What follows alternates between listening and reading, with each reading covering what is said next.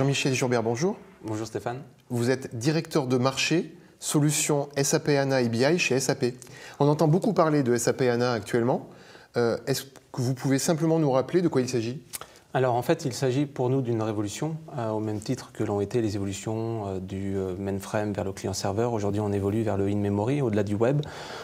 Donc SAP HANA, on a tendance à le présenter comme une base de données, mais en fait, c'est une plateforme applicative de in-memory computing qui permet à la fois de stocker et de faire tous les traitements relatifs aux données en mémoire. Donc aujourd'hui, par rapport à des bases de données classiques qui sont sur des approches disques, notre appliance en mémoire permet d'avoir des ratios de vitesse de l'ordre de jusqu'à 100 000 fois plus rapide.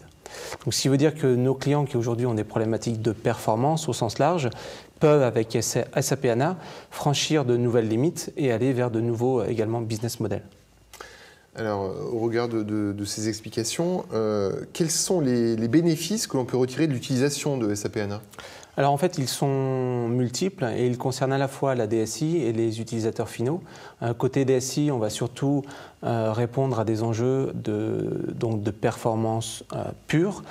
Donc là, je vais prendre juste un exemple qui parle pour tout le monde, quelle que soit l'entreprise, c'est la fenêtre batch. Donc c'est un certain nombre d'heures nocturnes non extensibles pendant lesquelles on essaye de faire tourner un maximum de rapports et tableaux de bord. La problématique, c'est qu'on a de plus en plus de données. On a de plus en plus de demandes des utilisateurs, de plus en plus de rapports. Comment est-ce que je fais ? Je ne peux pas aller au-delà de mes 5 heures non extensibles. Donc la proposition de valeur que l'on fait au DSI, notamment, c'est de basculer vers du in-memory et des requêtes qui peuvent prendre 10, 30 minutes, 1 heure, voire plus. Aujourd'hui, on les descend en quelques secondes, voire quelques minutes, et du coup, la somme de l'ensemble rentre très facilement dans les 5 heures. L'autre exemple, c'est côté utilisateur. Lorsqu'on parle de besoins décisionnels, on pose la question à nos utilisateurs, mais est-ce que vous êtes satisfait des performances de votre système actuellement ? La plupart des gens disent oui, ça marche très bien. Ça marche parce que c'est cadré. Cadré, sous-entendu, tout a été pré-optimisé, agrégé, indexé pour que ça tourne de manière optimale. La problématique, c'est pour les utilisateurs pouvoir sortir du cadre. Je fais une analyse de mon chiffre d'affaires par certaines gammes de produits ou nomenclatures. Je voudrais descendre d'un niveau de détail ou rajouter un deuxième indicateur, croiser ma marge, mon chiffre d'affaires par exemple. Si ce n'a pas été prévu, ça ne peut pas marcher. Ou alors je me fais taper dessus par la DSI. Ce qui veut dire que, là c'est intéressant ce que vous dites, parce que l'utilisateur s'affranchit de la DSI avec le in-memory computing. Tout à fait, il a la liberté d'analyse, il peut prendre tous les indicateurs qu'il veut, les croiser dans tous les sens, descendre jusqu'à un niveau de détail le plus fin, en fonction des données disponibles dans la base. Mais voilà, il a toute la liberté décisionnelle à sa disposition. À sa portée. Tout à fait. Alors dites-nous quels sont les domaines applicatifs et les industries concernées par votre technologie ? Alors, la question est très ouverte et je vais y répondre tout simplement, il n'y a pas de limite. Aujourd'hui, tous les secteurs d'activité, publics ou privés, toutes les industries sont concernées. Je parlais de problématiques de performance, ça va bien au-delà. On peut parler de révolution industrielle dans le monde de l'informatique.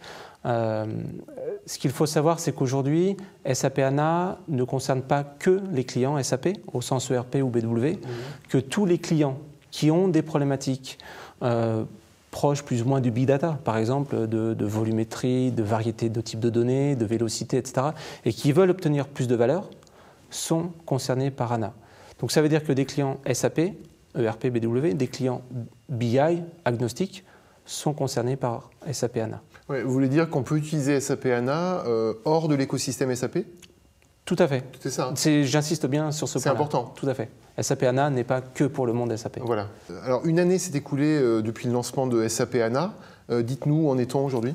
Donc en fait, au-delà du lancement commercial, qui effectivement, c'est un peu plus d'1 an maintenant qu'on fête donc l'anniversaire de SAP HANA, il y a eu quand même quelques années de maturation et de développement du produit. Aujourd'hui, 1 an après sa commercialisation, on est à peu près à plus de 500 clients qui ont signé déjà sur SAP HANA. 500 dans le monde ? 500 dans le monde.